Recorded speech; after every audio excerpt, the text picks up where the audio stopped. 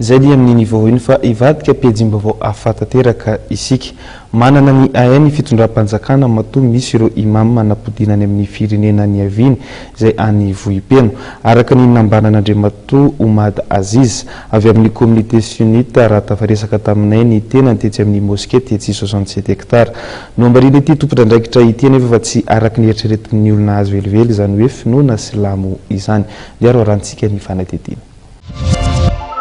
ato dia finoanay dia fandriam-pahalemana ary mahay miaraka monina amin'ny rehetrarehetra na katolika na protestant dia hainay zany miara-monina amin'izany fa tsisy resaka hoe terrorisme na mpangorohoro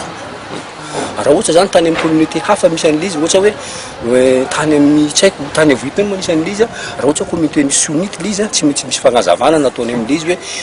inona ny antony inona ny zavatra nitranga inona ny zavatra nandalo fa ato amin'ny communauté sunnite dia tsisy an'izany resaka hoe terrorisme na fanapohana bomba tsy haiko na inona rehetrarehetra zany fa dia fandriam-pahalemana zany ny finoana ato ary mandala ny filoana rehetrarehetra ary maneky izay filoana misy eto ambony tany zany fa tsy manana eritreretra hoe anapodika firenena na anapodika boka bombary na napoka bombary fa dia mandala ny laiky ny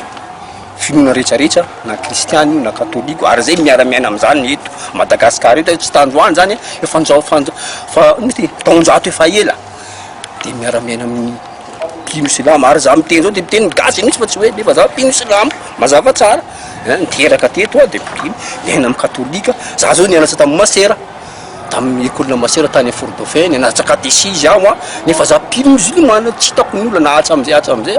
efa taona mahery aho zao fa tsisy hoe zavatra hoe za miara-miaina amin'ny katolika dia katolika manao zao io mpisilamo ane fa le fanazavany sasany zany mandiso an'izy